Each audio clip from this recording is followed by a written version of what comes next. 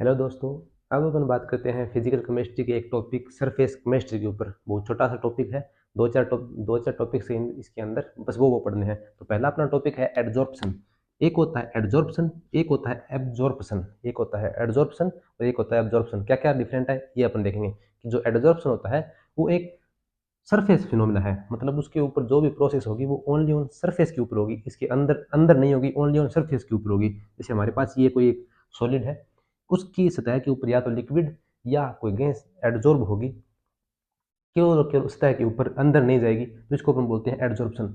अगर अपन बात करें एब्जॉर्प्शन की, तो इसमें क्या होता है कि जो सॉलिड के ऊपर लिक्विड या गैस आती है वो इसके अंदर एडजॉर्ब बल्क के अंदर चली जाती है। यहाँ पे सरफेस के ऊपर थी, यहाँ बल्क के अंदर चली जाती है। इस फिनोमेना को बोलते हैं एब्जॉर्प्शन, ए बी जॉर्प्शन। यहाँ पे होता है एडजॉर्प्शन, ए डी आएगा यहाँ पे। तो अगर अपन एडजॉर्प्शन की बात करें तो ये होगा it is a surface phenomena that. इसका मतलब ये है कि जितनी बड़ी सरफेस होगी, एडजॉर्प्शन की जो प्रोसेस है वो उतनी ही ज़्यादा होगी, एडजॉर्प्शन का फिनोमेना है वो उतना ही ज़्यादा होगा। ठीक है। तो अपन दो चीज़ है, एक तो जो एडजॉर्बेंट है, एक होता है एब्जॉर्बेंट। क्या होता है कि अपने पास मान लो एक सॉलिड है, सॉलिड जिसके ऊपर कोई गैस एब्जॉर्ब हो एडजॉर्ब होगी, एडजॉर्ब होगी, तो जो अपने पास सॉलिड है उसको तो अपन बोलेंगे एडजॉर्बेंट। याद रखना है कि अंदर वाले के नाम में नहीं आएगा एडजॉर्बेंट। और जो एडजॉर्ब हो रहा है उसको अपन बोलेंगे adsorbate, A D S R B A T, उसको बोलते हैं एडजॉर्बेट। इसकी अपन बात करें एब्जॉर्प्शन, ये बल्क फिनोमिना है, ये अपने को यहाँ पे नहीं पढ़ना। अगर दोनों की मैं एक प्रैक्टिकल की बात करूँ, तो जैसे मेरे पास एक चौक है, ये हमारा एक सॉलिड है, सॉलिड फेज में है। तो अगर मैंने इसको ब्लू इंक के अंदर डिप किया, तो मान लो मैंने यहाँ तक इसको डिप किया, तो यहाँ तक डिप करेंगे तो इसके ऊपर जो कलर आएगा वो ब्लू कलर आएगा। और अगर मैं यहाँ यहाँ तक नील ब्लू कलर आया और मैंने बीच में इसे तोड़ दिया अगर इस चौक को, तो बीच में जो आएगा वो मेरे को ब्लू कलर नहीं दिखाई देगा, वहाँ पे मेरे को बस जो चौक है वो वेट हुआ दिखाई देगा। मतलब कि जो इस चौक की और इंक के साथ जो रिएक्शन हुई है वो है एडजॉर्प्शन, मतलब ओनली ऑन सरफेस के ऊपर है। और जो वाटर और चौक की जो रिएक्शन हुई है वो है एब्जॉर्प्शन, मतलब वो बल्क के अंदर भी गई है, अंदर तक गई है। इस फिनोमिना को अपन बोलते हैं एब्जॉर्प्शन। तो वाटर प्लस चाक की बात करें तो ये तो है एब्जॉर्प्शन, और इंक प्लस चाक की बात करें तो ये है एडजॉर्प्शन और ये है एब्जॉर्प्शन। ठीक है, ये थोड़ा अपने डिफरेंशिएट करने का तरीका था। अब दूसरी अपन बात करें एडजॉर्बेंट और एडजॉर्बेट की, तो जिसकी सरफेस के ऊपर फिनोमेना हो रहा है वो होगा एडजॉर्बेंट। और जो गैस या लिक्विड इसके ऊपर एडजॉर्ब हुआ था उसको बोलते हैं एडजॉर्बेट। अगर अपन इसके एप्लीकेशंस की बात करें एडजॉर्प्शन की, तो ये यूज होता है हाई वैक्यूम क्रिएट करने में, निर्वात क्रिएट करने में। जैसे मान लो अपने पास कोई रूम है, उसमें अगर अपने को वैक्यूम क्रिएट करना है तो अपन लिक्विड और सॉलिड जो भी इसके अंदर पदार्थ हैं वो अपन बाहर निकाल सकते हैं। ठीक है, फिजिकल रूप से। अगर अपन गैस की बात करें तो हमारे पास वैक्यूम पंप होते हैं, तो वैक्यूम पंप से अपन बाहर निकाल सकते हैं। लेकिन अपने को पूरा एक हाई लेवल का वैक्यूम क्रिएट करना है तो उसके लिए अपन एडजॉर्प्शन की फिनोमेना यूज में लेते हैं। होता क्या है, जैसे अब चारकोल होगा, चारकोल को अंदर अगर अपन इस रूम के अंदर रख देंगे तो जो गैसेस थी उसके अंदर, जो वैक्यूम प्रेस वैक्यूम पंप के द्वारा भी बाहर नहीं निकली, चारकोल उसको भी एब्जॉर्ब करके बाहर निकाल देगा। वहाँ पे एक एकदम मस्त वाला वैक्यूम क्रिएट कर देगा। मतलब उसके अंदर न सॉलिड होगा, न गैस होगा और न लिक्विड होगा। तो ये यूज है एब्जॉर्प्शन का, एडजॉर्प्शन का। दूसरी अगर बात करें सिलिका जेल और एल्यूमिना जेल, दोनों के दोनों यूज होते हैं मॉइस्चर को हटाने में या ह्यूमिडिटी को कंट्रोल करने में। सिलिका की बात करें, जैसे अपने पास शूज होते हैं, शूज में एक थैली आती है जिसके अंदर सिलिका जेल होता है, वो होता है सॉलिड। ठीक है, सॉलिड मतलब एडजॉर्बेंट, एडजॉर्बेंट होगा वो जूते के अंदर क्यों रखा जाता है, क्योंकि जूतों में कोई भी नमी या कोई गैस वगैरह भर जाती है तो उसको एडजॉर्ब करने में सिलिका या एल्यूमिना जेल का यूज होता है, ताकि वो उसके अंदर जो भी मॉइस्चर नमी वगैरह होगी ऑक्सीजन के कारण उसको एडजॉर्ब कर लेगा और ह्यूमिडिटी को कंट्रोल करेगा। इसके लिए अपन सिलिका जेल का यूज में लेते हैं। तीसरी अगर अपन बात करें, जो एनिमल चारकोल है, जो एनिमल की हड्डियाँ वगैरह को जलाने के बाद में जो बचता है एनिमल चारकोल, इसका यूज किया जाता है जो अपने कैन शुगर होते हैं उसके डीकलराइजेशन में। कैन शुगर अपने पास आता है, वो येलो कलर का होता है, पहले येलो कलर का होता है, और उसमें एनिमल चारकोल का यूज किया जाता है एडजॉर्बेंट के लिए, और वो डीकलराइजेशन करता है। तो अपन बोल सकते हैं animal charcoal use in decolourisation of cane sugar. उसके बाद में अपन ये बात करें हेबर मेथड की, अमोनिया बनाने की हेबर मेथड है। तो उसमें अपन लेते हैं नाइट्रोजन, हाइड्रोजन और कैटलिस्ट के रूप में लेते हैं आयरन। आयरन वो भी फाइनली डिवाइडेड। फाइनली डिवाइडेड अपन आयरन क्यों लेते हैं? क्योंकि जैसे जैसे उसका सरफेस एरिया बढ़ेगा, जैसे मान लो अपने पास एक तो बड़ा पार्ट था अफी का, और एक मैंने इसको तोड़ दिया छोटे छोटे टुकड़ों में, सेम यही है, बस मैंने इतना ही सरफेस एरिया का तोड़ा।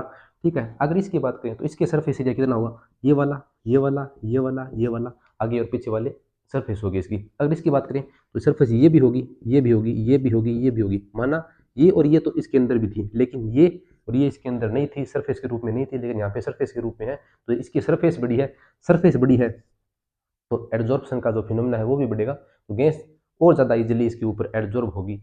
तो इसके लिए अपन यूज में लेते हैं फाइनली डिवाइडेड आयरन, हेबर विधि में। इस अमोनिया के प्रोडक्शन की विधि को बोलते हैं हेबर विधि। ठीक है, ये अपना था जनरल इन्फॉर्मेशन अबाउट एड्जॉर्प्शन। अब पढ़ते हैं कि दो प्रकार के होते हैं एड्जॉर्प्शन, एक होता है फिजिकल एड्जॉर्प्शन, एक होता है केमिकल एड्जॉर्प्शन।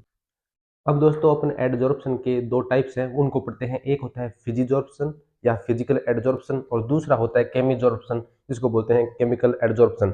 दोनों में क्या क्या डिफरेंसेस होते हैं उनके बारे में अपन पढ़ते हैं। जो फिजिकल एडजॉर्प्शन होता है वो वंडरवाल फोर्स के कारण होता है, और वंडरवाल जो फोर्स होते हैं वो बहुत वीक होते हैं। मतलब इनके बीच में जो एडजॉर्बेट और एडजॉर्बेंट है उनके बीच में जो अट्रैक्शन होता है वो बहुत ही वीक होता है, weak van der Waals force of attraction होता है। दूसरी जगह अपन बात करें, जब इनके बीच में बॉन्ड बनता है, वंडरवाल बॉन्ड बनता है, तो वो एक एक्जोथर्मिक प्रोसेस होती है, बॉन्ड फॉर्मेशन एक्जोथर्मिक प्रोसेस होती है। लेकिन उसमें जो गिव्स फ्री एनर्जी है, जो एनर्जी चेंज होता है वो बहुत लो होता है। एक्जोथर्मिक प्रोसेस है तो इसके लिए माइनस आएगा, मतलब एनर्जी रिलीज हो रही है, और उसकी वैल्यू होती है 40 किलो जूल से maximum 40 kilo joule, 40 kilo joule हो सकती है पर मोल के लिए। और उसकी जो वैल्यू होती है वो -20 से -40 किलो जूल पर मोल होती है फिजिकल एड्जॉर्प्शन में। तीसरी अगर बात करें तो ये एक ऑर्डिनरी टेम्परेचर पे होता है, रूम टेम्परेचर या इससे नीचे के टेम्परेचर पे होता है फिजिकल एड्जॉर्प्शन। मतलब एड्जॉर्बेंट की सरफेस के ऊपर एड्जॉर्बेट एड्जॉर्प्शन की प्रोसेस करेगा, तो वो एक निम्न या लो टेम्परेचर के ऊपर करेगा, हाई टेम्परेचर के ऊपर फिजिकल एडजॉर्प्शन की प्रोसेस नहीं होती।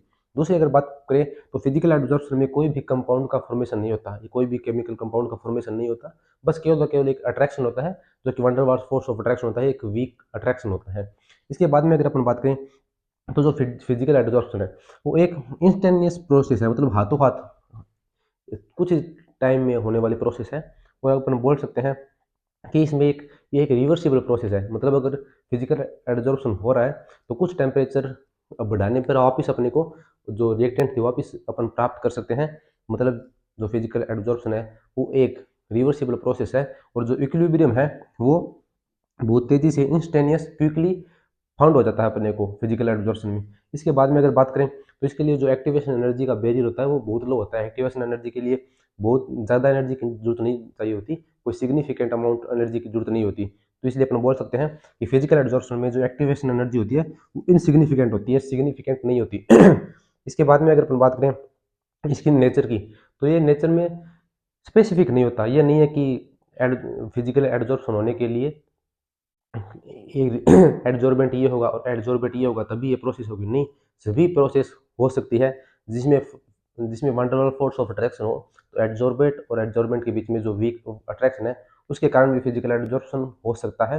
तो ये एक स्पेसिफिक नहीं है नेचर में, किन्हीं दो एडजॉर्बेंट और एडजॉर्बेंट के बीच में अट्रैक्शन हो सकता है।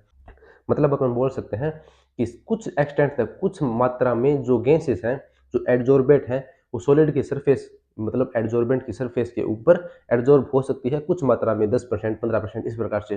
फुल्ली उनके बीच में एक केमिकल बॉन्ड नहीं बनता, उनमें बस एक अट्रैक्शन होता है। उसके बाद में अगर बात करें तो ये जो फिजिकल एडजॉर्प्शन है वो मल्टीपल लेयर को शो करता है, मल्टीपल लेयर को एक्सप्लेन करता है, जैसे अपने फ्रेंडली एडजॉर्प्शन में पढ़ेंगे। ठीक है, फ्रेंडलीज आइसोथर्मल एडजॉर्प्शन में पढ़ेंगे। फ्रेंडलीज भी मल्टी लेयर एडजॉर्प्शन को प्रूव करता है, एक्सप्लेन करता है। इसी प्रकार फिजिकल एडजॉर्प्शन भी मल्टी लेयर एडजॉर्प्शन को प्रूव करता है, फॉर्मेशन को बताता है। अगर अपन बात करें केमिकल एडजॉर्प्शन में, तो केमिकल एडजॉर्प्शन में जो एडजॉर्बेंट और एडजॉर्बेट होता है उनके बीच में एक केमिकल फोर्स होता है, केमिकल अट्रैक्शन होता है। केमिकल हो सकता है वो बॉन्ड आयनिक बॉन्ड हो या वो कोवलेंट बॉन्ड हो सकता है। मतलब या तो साझेदारी से जो बॉन्ड बनेगा एडजॉर्बेंट और एडजॉर्बेट के बीच में, या हो सकता है कि एक पूरा का पूरा अपने इलेक्ट्रॉन्स देगा दूसरे को। ठीक है, तो इनके बीच में या तो आयनिक बॉन्ड बनेगा या कोवलेंट बॉन्ड बनेगा। अगर अपन बात करें इसमें प्रोसेस में, तो होती ये भी एक्जोथर्मिक प्रोसेस है, क्योंकि इसमें बॉन्ड फॉर्मेशन होता है। लेकिन केमिकल बॉन्ड का फॉर्मेशन होने के कारण इसमें जो एनर्जी की वैल्यू है, रिलीज होने वाली एनर्जी की वैल्यू है, वो ज़्यादा होती है। यहाँ पे क्या था कि यहाँ से 40 से कम कम था, मतलब एनर्जी जो रिलीज होने वाली एनर्जी थी वो कम थी। लेकिन यहाँ पे माइनस इसलिए लगाया क्योंकि एक एक्जोथर्मिक प्रोसेस है, एनर्जी रिलीज हो रही है। और -400 किलो जूल तक इसकी वैल्यू हो सकती है गिब्स फ्री एनर्जी की एक्जोथर्मिक प्रोसेस में। इसके बाद में अगर बात करें फिजिक केमिकल एडजॉर्प्शन के टेम्परेचर की, तो ये हाई टेम्परेचर पे होता है। हाई टेम्परेचर होने के कारण इसमें हाई टेम्परेचर हो सकता है, लेकिन यहाँ पे था फिजिकल एडजॉर्प्शन में वो एक ऑर्डिनरी टेम्परेचर या लो टेम्परेचर पे प्रोसेस होती थी।